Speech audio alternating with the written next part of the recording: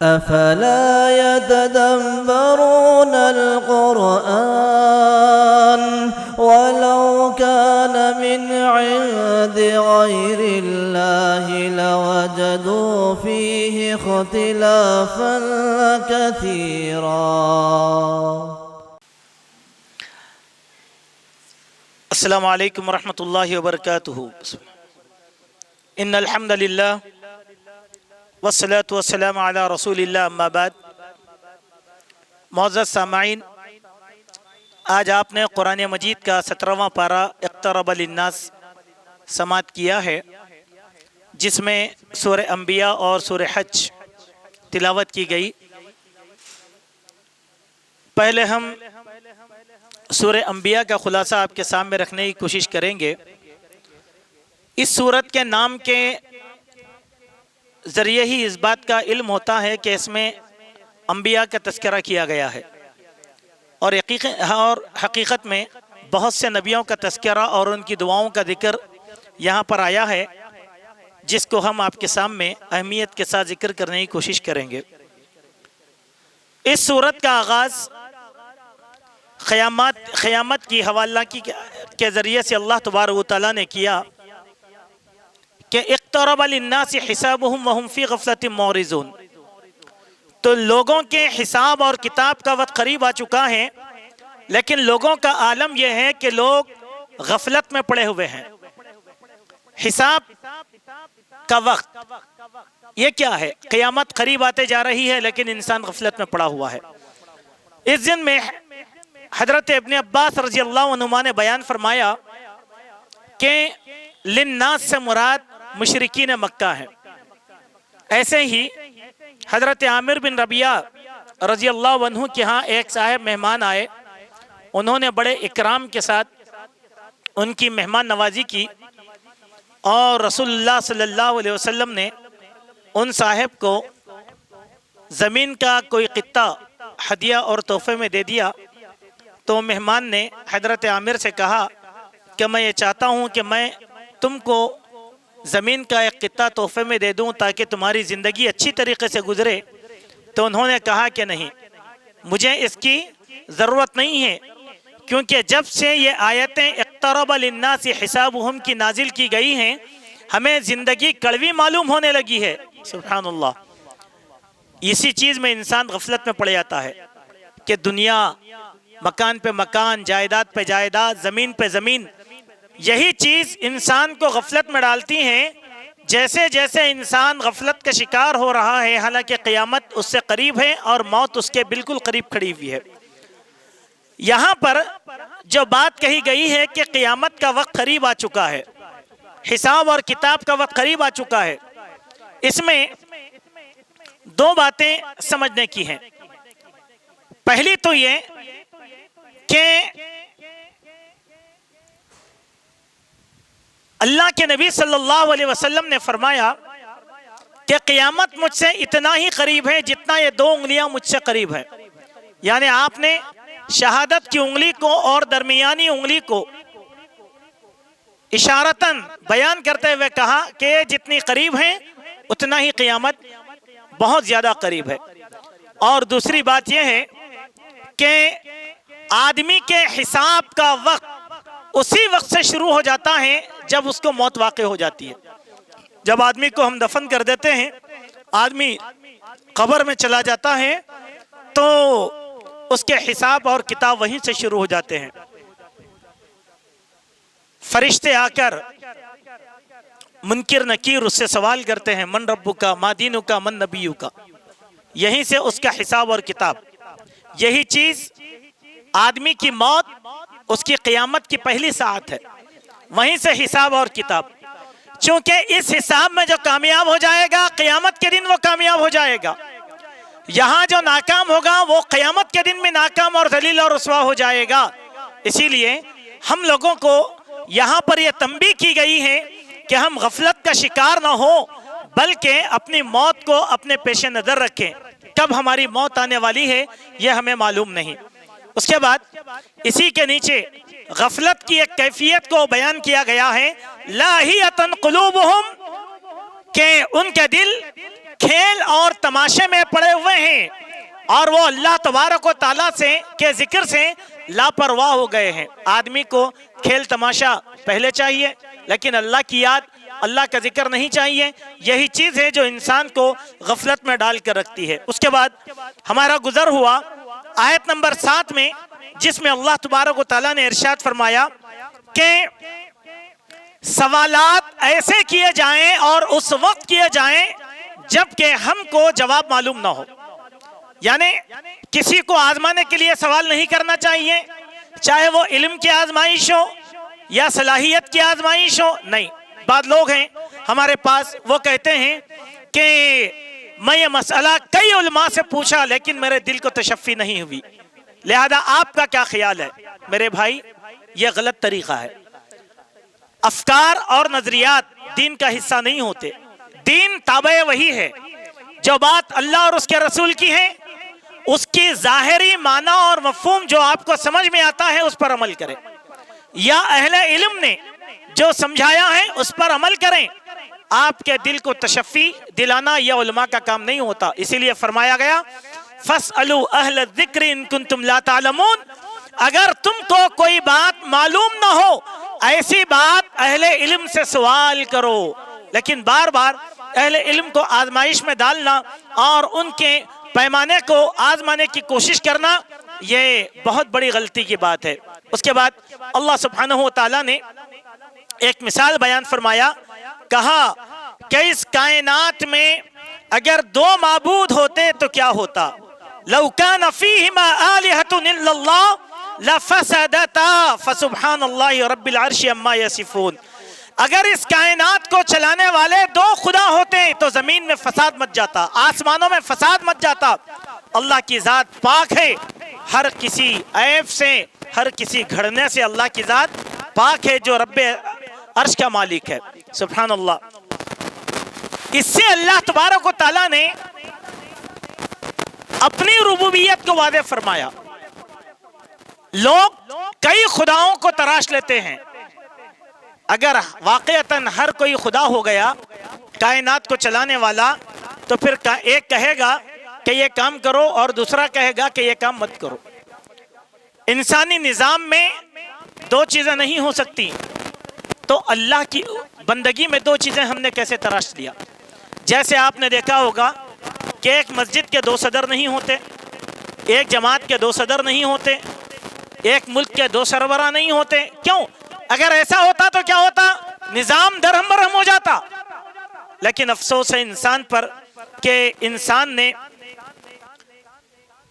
اللہ تعالیٰ کے ساتھ کئی معبود تراش لیے، اور یہ وہ معبود ہیں جو نہ نفع پہنچا سکتے ہیں اور نہ نقصان پہنچا سکتے ہیں، بلکہ یہ وہی معبود ہیں جو خود انسان کے محتاج ہیں اور انسان کی دعاؤں کے محتاج ہیں۔ اس کے بعد اللہ تبارک و تعالیٰ نے آیت نمبر 34 اور 35 میں ارشاد فرمایا کہ ہم نے کسی بھی انسان کو ہمیشہ کی زندگی عطا نہیں فرمایا۔ وَمَا جَعَلْنَا لِبَشَرٍ مِّن قَبْلِكَ الْخُلْدَ أَفَإِن مِتَّ فَهُمُ الْخَالِدُونَ، کہ ہم نے کسی انسان کو ہمیشہ کی زندگی عطا نہیں فرمایا کہ انسان قیامت تک زندہ رہے گا، ایسا نہیں ہے، بلکہ اللہ تبارک و تعالیٰ ایک دن انسان کا خاتمہ کر دے گا۔ اسی لیے اس کے بعد کی آیت میں کہا کہ کل نفس ذائقۃ الموت، کہ ہر نفس کو موت کا مزہ چکھنا ہے۔ اگر اللہ تبارک و تعالیٰ کسی انسان کو دوام عطا فرماتا تو انبیاء کو دیتا۔ نہ جانے آدم علیہ السلام کی زندگی کتنی طویل تھی، لیکن نوح علیہ السلام کی زندگی کے بارے میں کیا کہا کہ نوح علیہ السلام کم و بیش 1000 سال تک زمین پر زندہ رہے، 950 سال تک انہوں نے اللہ کے دین کی دعوت کا کام کیا۔ ہر نبی ایک مدت گزارا اور اس دنیا سے رخصت ہو گیا۔ یہ آیت ان لوگوں کے لیے دلیل ہے جو اللہ کے نبی صلی اللہ علیہ وسلم کی وفات کے قائل نہیں ہیں۔ کیوں؟ اللہ کے نبی صلی اللہ علیہ وسلم وفات پائے ہیں، اللہ نے آپ کی زندگی کا خاتمہ کیا۔ ایک بیماری کے ذریعے سے اللہ تبارک و تعالیٰ نے اللہ کے نبی صلی اللہ علیہ وسلم کو وفات دی، کیونکہ اللہ کے نبی صلی اللہ علیہ وسلم بھی بشر تھے جیسے عام انبیاء بشر تھے، لیکن لوگ اس کا انکار کرتے ہیں۔ اللہ تعالیٰ ان کو فہم و فراست عطا فرمائے۔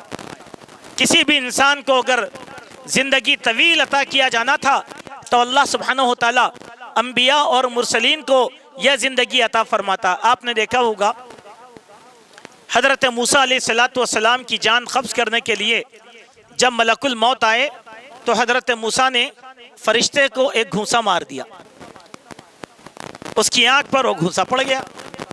وہ اللہ سے شکایت کیا کہ اے اللہ موسیٰ نے میرے ساتھ یہ کام کیا، تو اللہ سبحانہ و تعالیٰ نے کہا کہ جاؤ جا کے موسیٰ سے بولو کہ اگر وہ زندگی زمین میں اور زیادہ لمبی گزارنا چاہتے ہیں تو ایک جانور کے اوپر ہاتھ رکھیں اور جتنے بال ان کے ہاتھ میں آ جائیں گے اتنے برس وہ زندہ رہیں گے، لیکن ایک دن تو ان کو مرنا ہے۔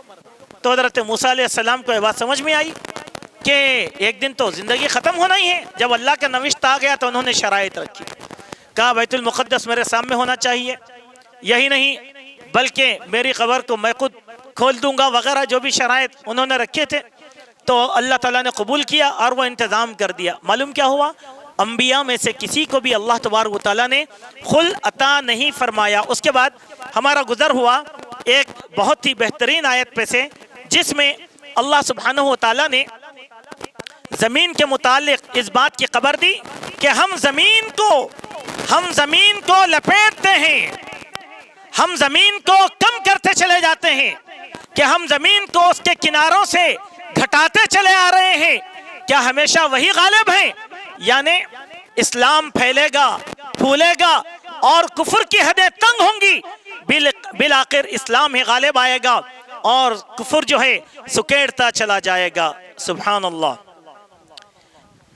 افلا يرون اننا ناتي الارض ننقصها من اطرافها، زمین کو ان کے کناروں سے زمین کو اللہ تبارک و تعالیٰ تنگ کر رہا ہے۔ اسی لیے کیا کہا؟ فذاقت الارض بما رحبت، اپنی کشادگیوں کے باوجود بھی زمین تنگ کر دی گئی ہے۔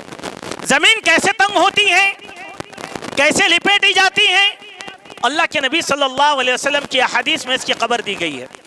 جیسے اللہ کے نبی علیہ السلام نے ایک حدیث میں ارشاد فرمایا کہ تم رات کے وقت سفر کیا کرو، کیونکہ رات میں اللہ تبارک و تعالیٰ زمین کو سکیڑ دیتا ہے۔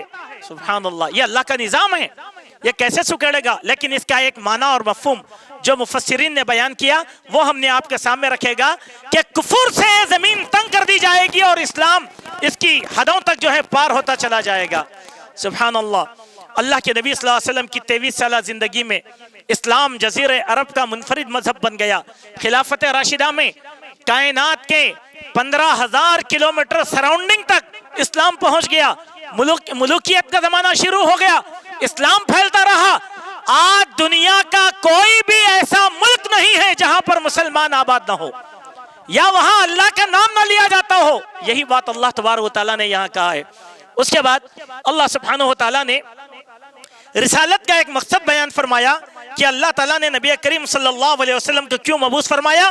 قل انما انذرکم بالوحی، اے نبی آپ کہہ دو اس وحی کی روشنی میں تم کو ڈراتا ہوں۔ سبحان اللہ۔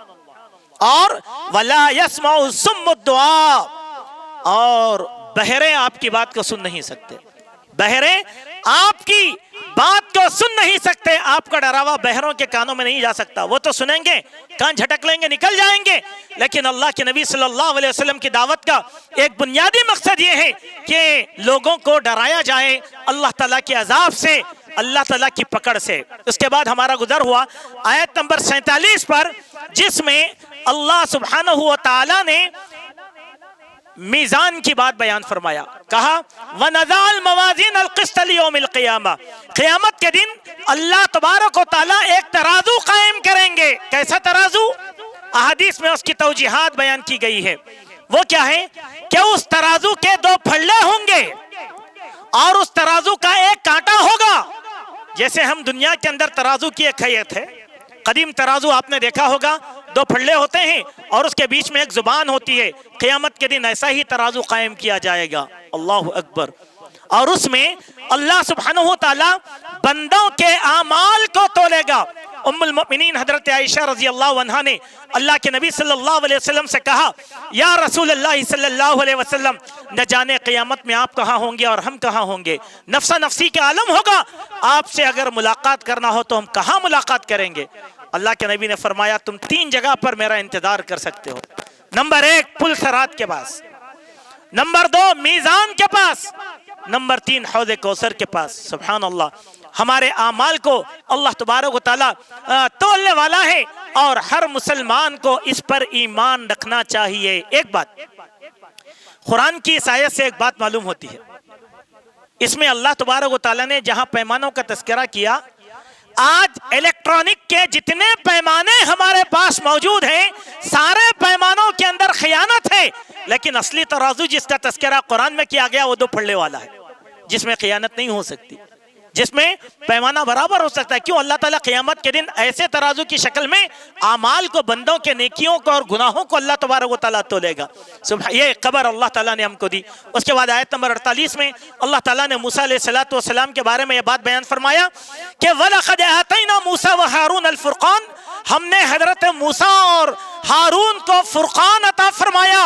وَضِيَاءً وَذِكْرًا لِلْمُتَّقِينَ، یہ روشنی ہے متقیوں کے لیے، اور متقی وہ ہیں جو بنا دیکھے کہ غیب میں اللہ تبارک و تعالیٰ سے ڈرتے ہیں اور وہ قیامت کے انتظار کرنے والے ہیں، قیامت کے مشفق ہیں، قیامت پر ایمان رکھتے ہیں.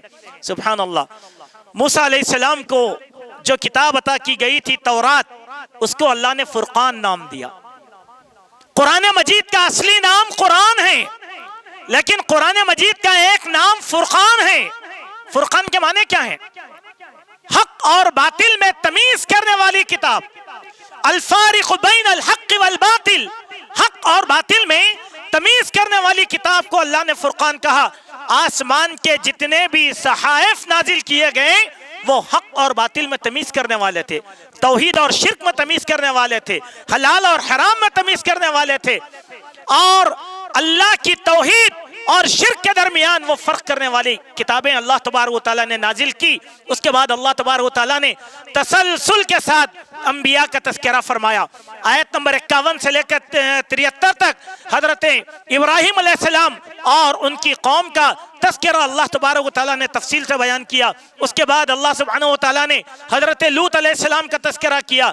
اس کے بعد حضرت نوح علیہ السلام کی دعا آیت نمبر 76 اور 77 میں تذکرہ اللہ تعالیٰ نے حضرت نوح علیہ السلام کی دعا کا تذکرہ کیا. یہاں حضرت نوح کی دعا سے ایک نتیجہ ہم آپ کے سامنے بیان کرنا چاہتے ہیں کہ حضرت نوح علیہ السلام نے دعا کیا اور حضرت نوح علیہ السلام کی دعا کو اللہ سبحانہ و تعالیٰ نے قبول کیا. جب بھی کافروں کا ظلم زمین پر زیادہ ہوتا ہے ہم وہ دعا کریں جو نبیوں نے دعا کیا تھا، ہم وہ دعا کریں جو نبیوں نے دعا کیا تھا. نوح علیہ السلام نے اللہ سے کیا دعا کی تھی کہ لا تذر علی الارض من الکافرین دیارا، اے اللہ زمین پر کافروں میں سے کسی کو زندہ نہ چھوڑ. کیوں؟ اگر تو ان کو زندہ چھوڑے گا ولا یلدوا الا فاجرا کفارا، یہ تو سوائے کافروں ہی کو جنم دیں گے. سبحان اللہ. ہوا کیا؟ یہ دعا اللہ نے قبول کیا اور حضرت نوح علیہ السلام کی ساری قوم کو اللہ سبحانہ و تعالیٰ نے عذاب کی زد میں لیا. سارے کافر ختم کر دیے گئے، بچے وہی لوگ جو حضرت نوح علیہ السلام پر ایمان لے کر آئے تھے. اس کے بعد حضرت داؤد اور سلیمان کا قصہ آیت نمبر 78 میں بیان کیا گیا کہ حضرت داؤد علیہ السلام کی خوبیاں اللہ تعالیٰ نے یہاں بیان کی. ہم نے ان کو فہم و فراست عطا فرمایا تھا اور سلیمان علیہ السلام کو فہم و فراست عطا فرمایا تھا. ہوا یہ کہ حضرت داؤد علیہ السلام کے پاس ایک مقدمہ آیا، ایک بکری والے کا اور ایک کھیت والے کا، کہ بکری والے کی بکریوں نے کھیت کو چر دیا اور تباہ کر دیا تھا. جب وہ کھیت والا آ کر حضرت داؤد علیہ السلام سے شکایت کیا تو حضرت داؤد علیہ السلام نے اس کا فیصلہ کیا. کیا کیا فیصلہ؟ اس کھیت والے کو بکری والے کی بکریاں ساری لے کر کھیت والے کو دے دیا، کہا کہ تمہارے نقصان کی پابجائی یہی ہے. حضرت سلیمان بازو میں بیٹھے تھے، انہوں نے کہا کہ ابا جان یہ فیصلہ غلط ہے، اس میں ایک آدمی کا نقصان ہو رہا ہے.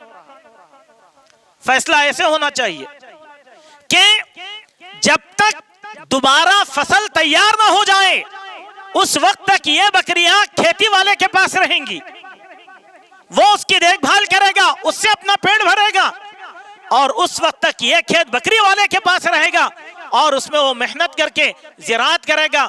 جب کھیت اصلی شکل میں آئے گا تو وہ کھیت والے کو کھیت دے دے گا اور بکریاں والے سے بکریاں واپس لے لے گا.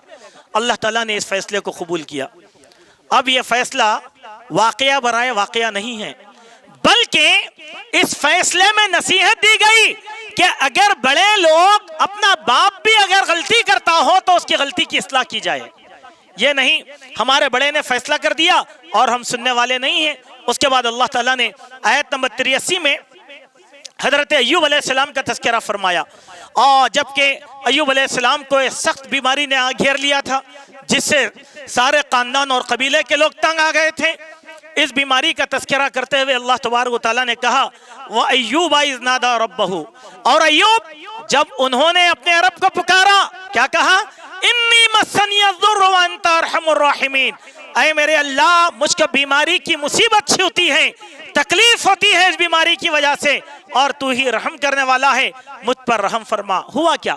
اللہ نے ایوب کی دعا کو قبول فرمایا اور ان کو شفا عطا فرمایا. ان کے اہل و عیال کو ان کے نقصان کا بدل بھی اللہ تبارک و تعالیٰ نے عطا فرمایا. اور اللہ تعالیٰ یہاں ایک نقطہ بیان فرماتے ہیں کہ وَذِكْرَى لِلْعَابِدِينَ، یہ عبادت کرنے والوں کے لیے بہت بڑی نصیحت ہے. سبحان اللہ. معلوم کیا ہوا؟ اللہ پر توکل کرنے والوں کے ساتھ ہی اللہ تعالیٰ ایسے معاملات کرتے ہیں. اللہ کی خالص عبادت کرنے والوں کے ساتھ اللہ تعالیٰ ایسے معاملات کرتے ہیں. شفا کا معاملہ. آج ہمارے پاس بھی بہت سے لوگ بیمار ہوتے ہیں اور بڑی بڑی بیماریاں آج ہمارے پاس ہیں. کینسر ہے، ایڈز ہے، لا علاج امراض ہیں. دوائیں تو ہم کرتے ہیں لیکن دعاؤں کو بھول جاتے ہیں. یقینی معنوں میں جو دعا حضرت ایوب نے کیا تھا، اگر ہم اس دعا کے پابند بن جائیں تو اللہ تعالیٰ دعا کے ساتھ زبردست شفا بھی دعا کے اندر رکھا ہے، وہ دعا ہم کو دے گا. یہ دعا ایسا ہر بیمار پڑھتا رہے جس کو بیماری تکلیف دیتی ہے. اس کے بعد اللہ سبحانہ و تعالیٰ نے حضرت اسماعیل اور ادریس اور ذوالکفل کا تذکرہ یہاں پر کیا، حضرت یونس کا ذکر کیا اور حضرت یونس کی دعا کا بھی تذکرہ کیا. کہا کہ یونس علیہ السلام جب اپنی قوم کو بے یار و مددگار چھوڑ کر جلد بازی میں نکل گئے تو اللہ تعالیٰ غیب سے ان کو جو ہے ایک حادثے کے تحت مچھلی کے پیٹ میں پہنچا دیا اور وہ وہاں سے اللہ تعالیٰ کو اپنی غلطی کا اقرار کرنے لگے. اللہ کو پکار کر کہا لا الہ الا انت سبحانک انی کنت من الظالمین، اے اللہ نہیں ہے کوئی معبود سوائے تیرے، یقیناً میں نے ظلم کیا ہے. سبحان اللہ. یہ دعا ہم کو کیا بتاتی ہے؟ ظلم ہم سے ہو ہی جاتا ہے، چھوٹا ہو چاہے بڑا ہو. ہمیشہ اپنی دعاؤں میں ہم اس دعا کو یاد رکھیں. ہمارے ظلم کی تلافی نبی کی اس دعا کے ذریعے سے ہوتی ہے. اس کے بعد اللہ تعالیٰ نے حضرت زکریا کا تذکرہ فرمایا. آیت نمبر 89 سے لے کر 90 تک اللہ تعالیٰ نے حضرت زکریا جن کو جو لاولد تھے، بوڑھے ہو گئے تھے، ہڈیاں جواب دے چکی تھیں، ایسی عمر میں وہ اللہ تبارک و تعالیٰ سے اولاد طلب کرتے ہیں. کیا کہا؟ رب لا تذرنی فردا وانت خیر الوارثین، اے میرے اللہ مجھ کو تنہا اکیلا مت چھوڑ. کیوں؟ تو ہی وارث دینے والا ہے، مجھ کو وارث عطا فرما. قرآن مجید کے دوسرے حصے میں اس وارث کو طلب کرنے کا ایک مطلب بیان فرمایا. کہا یرثنی و یرث من آل یعقوب، اے اللہ میں وارث اسی لیے مانگتا ہوں تاکہ میرا اور آل یعقوب میں نبوت کا جو سلسلہ چلا رہا ہے وہ جاری رہے، وہ ختم نہ رہے. یہاں دو باتیں معلوم ہوتی ہیں میرے بھائی. نبی کی دعا میں دو باتیں ہیں. نمبر 1 بے بسی اللہ کے سامنے پیش کرنا. نمبر 2 دعا مانگنے کا سلیقہ چاہیے، دعا مانگنے کا مقصد چاہیے. جب تک مقصد نہ ہو اللہ تعالیٰ عطا نہیں کرے گا. اور طلب دعا میں صالح مقصد رکھنا چاہیے. کیوں مانگا تھا بیٹا؟ بیٹی بھی مانگ سکتے تھے. کہا بیٹی تو نبی نہیں بن سکتی، نبی بننے والی ذات بیٹے کی تھی. کہا بیٹا عطا فرما، بیٹا عطا فرما. تاکہ مانگنے میں نیت صالح کیا ہے؟ تیرے دین کی خدمت کے لیے میں بیٹا مانگ رہا ہوں، نبوت کے سلسلے کو جاری رکھنے کے لیے میں بیٹا مانگتا ہوں. یہ اخلاص آج ہماری دعاؤں میں نہیں ہے، اسی لیے اللہ تعالیٰ جوڑوں کو اولاد نہ دے کر آزماتا ہے. مانگ کر دیکھو. ہم کیا کہتے ہیں؟ ایک بیٹا ہو جاتا تو میری سلطنت کا مالک ہو جاتا، ایک بیٹا ہو جاتا تو میری دولت کا مالک ہو جاتا، ایک بیٹا ہو جاتا تو میں اس کو یہ کرتا. بے بسی کے عالم میں انسان کہتا ہے اگر مجھے ایک بیٹا ہو جاتا تو کوئی میرے نام پہ نہیں آتا. ہم اس لیے اولاد طلب کرتے ہیں. اسی لیے ہماری اولاد میں اللہ اولاد دینے کے باوجود بھی ہماری اولاد میں صالحیت نہیں دیتا ہے، جو ہمارے نیت صالحیت کی نہیں ہے. اسی لیے ہماری اولاد اعلیٰ تعلیم یافتہ ہو کر بھی بے دین رہ جاتی ہے. ہماری اولاد ہونے کے باوجود بھی غنڈے موالی بن جاتے ہیں. کیوں؟ ہم نے صالح نیت کے ساتھ باقیات الصالحات کے طور پر اولاد کو نہیں مانگا. اسی لیے وہ لوگ جو بے اولاد ہیں ان سے ہماری گزارش ہے کہ اپنی نیت کو خالص کرتے ہوئے اللہ سے اس نبی کی دعا کریں, اللہ تعالیٰ آپ کو بھی اولاد عطا فرما دے گا. ایسا نہیں آپ اکیلے لاولد ہیں, بلکہ اللہ تعالیٰ نے ابراہیم کو بھی لاولد بنا کر آزمایا تھا. سبحان اللہ. آگے واقعہ مریم اور عیسیٰ یہ دونوں بھی پیش کیا گیا. حضرت مریم کی والدہ نے اللہ سے کیا نظر مانگی تھی؟ اے اللہ تو اگر بیٹا عطا فرمائے گا تو تیرے دین کی راہ میں دے دوں گی. سبحان اللہ. نیت اچھی تھی نا, لیکن اللہ نے کیا دیا؟ بیٹی دیا. مریم, اللہ نے مریم عطا فرمایا. اور مریم میں نام کس نے رکھا؟ اللہ تبارک و تعالیٰ نے رکھا. کیوں؟ جب انہوں نے اللہ سے گلہ کیا, اے اللہ میں نے تو بیٹا مانگا تھا, تو نے بیٹی دی, تو اللہ نے کیا کہا؟ ہم کو معلوم ہے کہ تمہارے لیے بیٹا بہتر ہے یا بیٹی بہتر ہے. سبحان اللہ. اب اسی بیٹی کے ذریعے سے ایک معجزہ اللہ تعالیٰ نے عطا کیا. اسی لیے ہم یہ عرض کرنا چاہتے ہیں اس آیت کی روشنی میں کہ ہم سارے کے سارے لوگوں کو جو لاولد ہیں مانگنے کا سلیقہ چاہیے, مانگنے کا سلیقہ چاہیے. جن لوگوں کو اولاد کی تلاش ہے یا اولاد کی تمنا ہے وہ مانگنے کا سلیقہ اور مقصد مقرر کریں تو اللہ تعالیٰ حسب نیت ان کو اولاد عطا فرمائے گا. یہ خلاصہ تھا سورہ انبیاء کا جس کو ہم نے آپ کے سامنے رکھا. اس کے بعد ایک اور سورت سے ہمارا گزر ہوا جس کو سورہ حج کہتے ہیں, اور یہ بھی مدنی سورت ہے. اس سورت کا آغاز اللہ تبارک و تعالیٰ نے بڑے ہی ولولہ خیز انداز میں کیا اور لوگوں کو بہت ہی تحذیر سے, ڈراوے سے اللہ تبارک و تعالیٰ نے کام لیا ہے. فرمایا اے لوگو یا ایھا الناس اتقوا ربکم, اے لوگو اس اللہ سے تقوی اختیار کرو.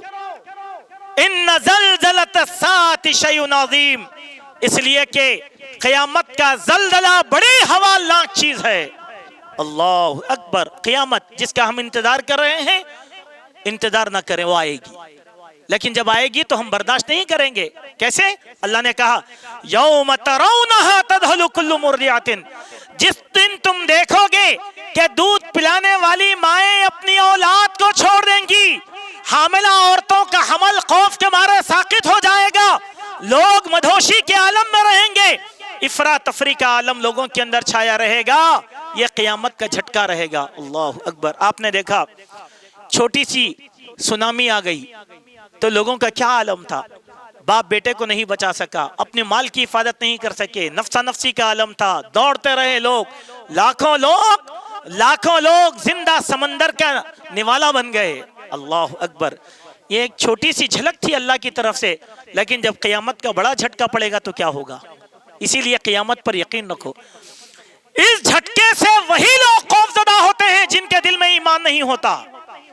جن کے دل میں ایمان ہوتا ہے اللہ تعالیٰ ایسے زلزلوں کا خوف ایمان والوں کے دل میں نہیں رکھتے, کیونکہ ان کو تو یقین ہے کہ یہ جھٹکا آنے والا ہے اور وہ اللہ تبارک و تعالیٰ پر توکل کیے ہوئے ہیں. اس کے بعد اللہ تعالیٰ نے آیت نمبر 5 میں حیات بعد الموت کے شبے کا ازالہ فرمایا. کافروں میں ایک شک تھا. وہ شک کیا تھا؟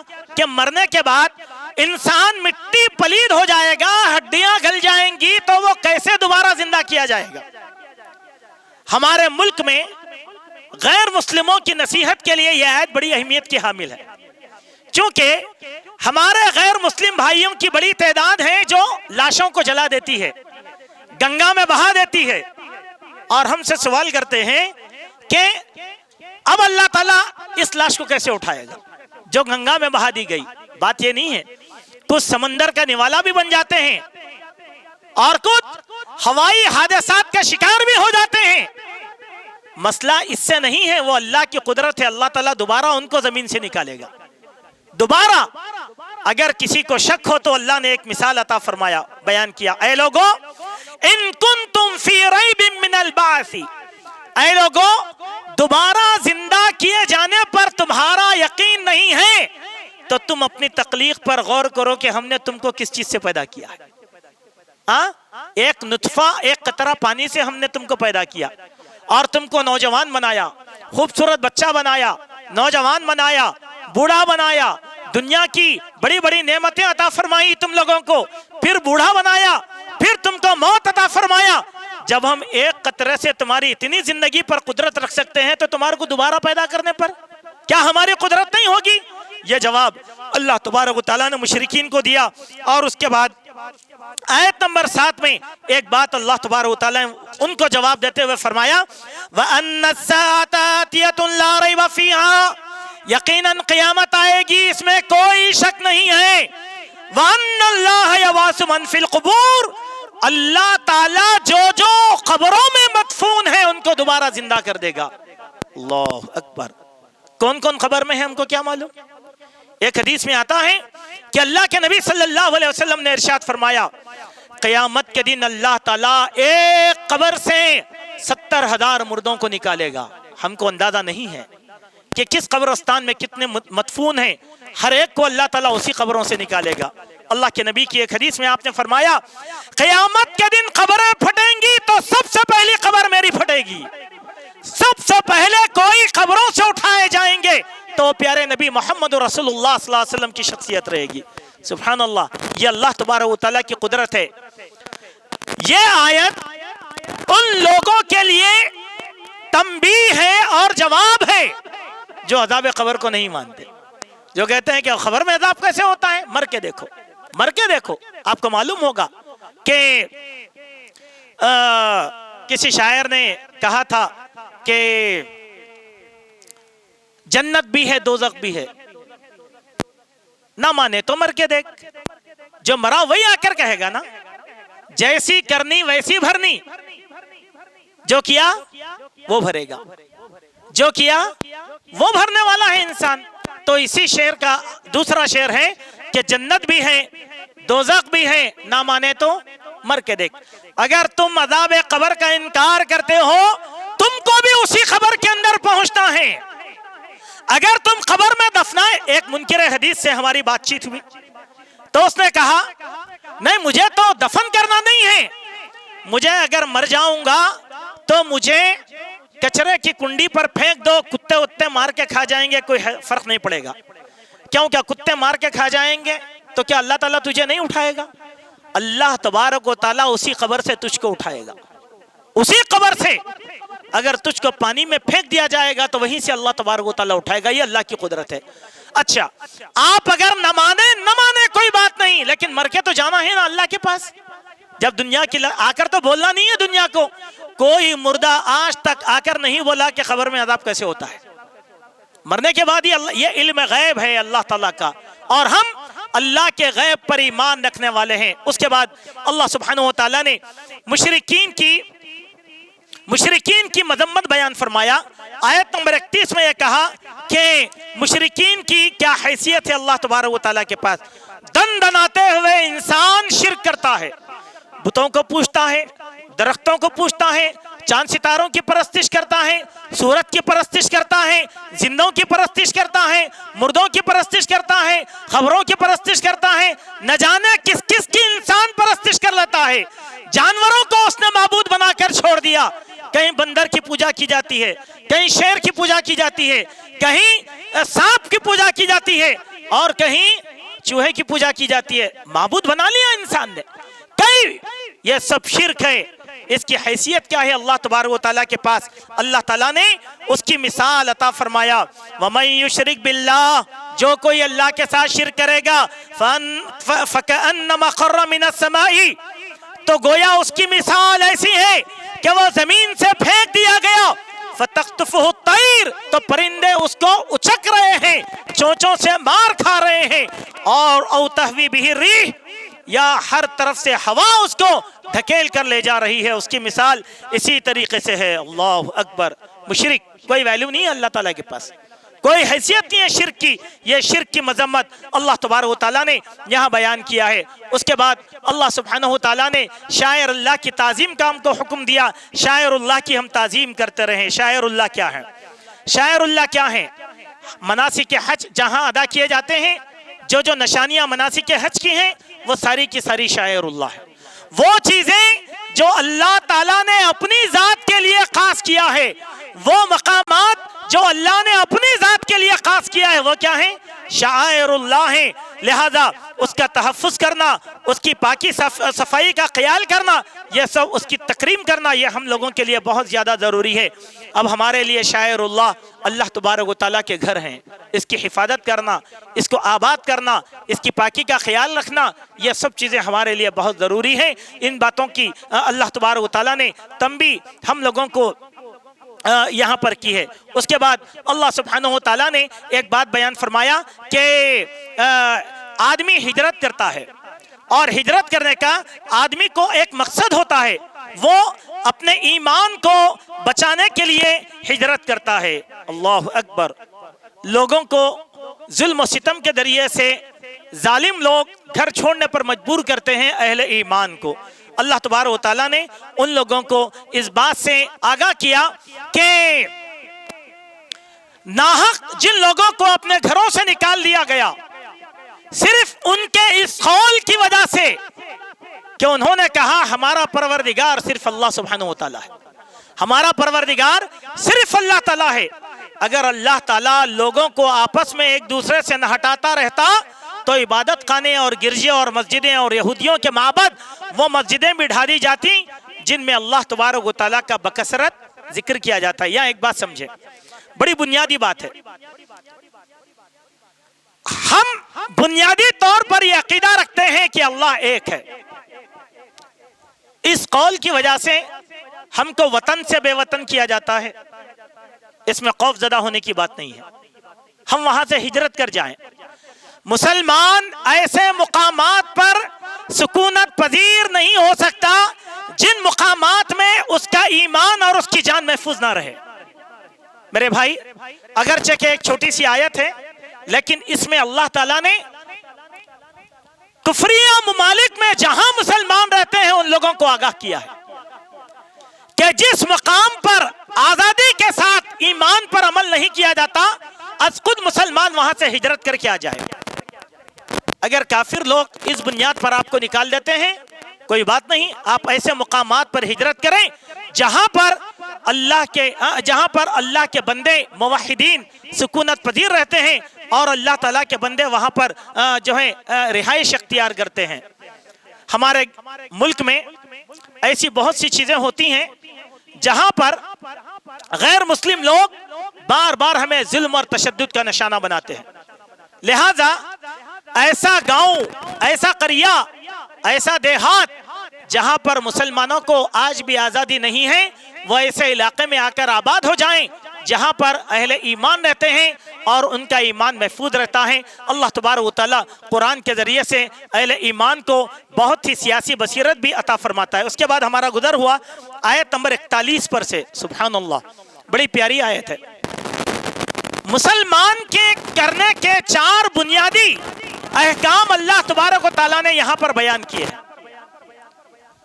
یہ آیت ان لوگوں کے لیے بڑی قیمتی ہے جو یہ نعرہ لگاتے ہیں کہ اللہ تعالیٰ نے زمین پر حکومت کرنے کے لیے ان کو بھیجا ہے، یعنی خلافت فی الارض۔ ہم آپ کو یہ بتاتے ہیں نبیوں میں سے کوئی بھی نبی زمین پر خلافت کرنے کے لیے مبعوث نہیں کیا گیا، اللہ کے دین کو قائم کرنے کے لیے اللہ نے بھیجا، توحید کے کلمے کو بلند کرنے کے لیے اللہ تبارک و تعالیٰ نے بھیجا، اعلاء کلمت اللہ کے لیے اللہ تبارک و تعالیٰ نے ان کو مبعوث فرمایا تھا۔ سبحان اللہ۔ جب توحید کی دعوت پوری ہو گئی اللہ تبارک و تعالیٰ نے غیب سے ان کو حکومت عطا فرمایا۔ آپ دیکھیں پیارے نبی صلی اللہ علیہ وسلم 13 سال تک توحید کا ڈنکا بجاتے رہے۔ 13 سال کے بعد اللہ تعالیٰ نے اللہ کے نبی کو مدینہ بھیجا اور مدینہ میں آپ نے اسلام کی پہلی ریاست قائم کی آپ نے۔ ٹھیک ہے، پہلی بات۔ آپ یوسف علیہ السلام کو دیکھیں، یوسف علیہ السلام کو اللہ تعالیٰ نے آزمائشوں کے دور سے گزارا۔ ایک وقت آیا کہ مصر کا بادشاہ اللہ تعالیٰ نے ان کو بتایا پہلے توحید کا کام ہو، پہلے توحید کا کام۔ اللہ نے یہاں 4 باتیں بیان کیا، کہا الذین مکناہم فی الارض، وہ لوگ جنہیں ہم زمین میں ٹھکانہ عطا فرمائیں ان کی بنیادی ذمہ داری یہ ہے اقاموا الصلاۃ، وہ نمازوں کو قائم کریں، نمازوں کو قائم کریں. معنی کیا ہے نمازوں کو قائم کرنے کا؟ سمجھو اس بات کو. آج تک ہم اسی ایک معاملے کو ہم نے پورا کرنے کی کوشش نہیں کیا. اقامت صلاۃ باپ کے لیے ضروری ہے کہ وہ اپنی اولاد اور اپنی بیوی کو نماز کا پابند بنائے. قبیلے کا سردار سارے قبیلے والوں کو نماز پڑھائے. جماعتوں کے سربراہ اپنے ماتحت رہنے والے متبعین کو نماز کا پابند بنائے. ہمارے پاس کئی مسالک ہیں، ہر مسلک کا ایک صدر ہے. ہر مسلک کا صدر پہلی تلقین کرے اپنے پیروکاروں کو کہ وہ مسجدوں کو آباد رکھیں. اگر اللہ تعالیٰ نے زمین میں حاکم بنا دیا، حاکم وقت کا کام ہے کہ مسلمانوں سے پہلے نماز پڑھائیں. ہاں، چاہے باپ ہو چاہے حاکم ہو، اگر کوئی نماز ادا نہیں کرتا ان کو سزائیں دیں، تعزیرات ان پر نافذ کی جائیں، ان کا جینا محال کیا جائے، قید خانے میں ڈالا جائے، نماز پڑھائی جائے، نماز کا عادی بنایا جائے. جب تک یہ کام نہیں کیا جائے گا تو خلافت فی الارض کا مفہوم پورا ہونے والا نہیں ہوتا. نمبر 2، اللہ نے کہا وآتوا الزکاۃ، جہاں نماز پڑھی جائے گی وہاں پر بھی زکوٰۃ کا نظام قائم کیا جائے گا. اللہ تعالیٰ نے قرآن مجید کے ان مقامات پر جہاں نماز کا ذکر کیا گیا تو ترنت اللہ تبارک و تعالیٰ نے زکوٰۃ کا ذکر کیا. 53 یا 54 مقامات ہیں جہاں اقامت صلاۃ اور ایتاء زکوٰۃ کا اللہ تعالیٰ نے حکم دیا. اس کے معنی کیا ہیں؟ جس مسجد میں نماز ادا کی جاتی ہے وہاں پر بیت المال ہونا ضروری ہے. جہاں بیت المال نہیں ہے وہاں سودی نظام قائم ہو جائے گا. آج سودی نظام چھایا ہوا ہے، اس کا خاتمہ زکوٰۃ کے ذریعے سے ہوگا. بیت المال کے معنی وہ یہ نہیں میرے اصولوں پر میں نے جو بیت المال کا نام دیا وہ بیت المال نہیں ہوتا. اللہ کے نبی نے جس بیت المال کا نظریہ دیا وہ بیت المال ہے. ایک تیسری بات، نیکی کی حکمرانی کریں، برائیوں سے روکیں. میرے بھائی، کہاں نیکی کی حکمرانی ہے آج ہمارے پاس؟ کہاں برائیوں کا خاتمہ؟ ہمارے گھروں میں برائی، ہماری جماعتوں میں برائی، ہماری قوم میں برائی. ہماری برائیوں میں حالت تو ایسے ہیں، ہماری صورتحال ہم ہی سو گئے داستاں کہتے کہتے. یہ مثال ہم لوگوں کی ہے. المہم یہ چند باتیں تھیں سورہ حج کی روشنی میں جس کو ہم نے آپ کے سامنے خلاصتاً رکھنے کی کوشش کیا ہے. اللہ تعالیٰ سے دعا ہے اللہ تبارک و تعالی ہم سب کو حسن عمل کی توفیق اور سعادت نصیب فرمائے. اقول قولی ھذا استغفر اللہ من کل ذنب واتوب الیہ.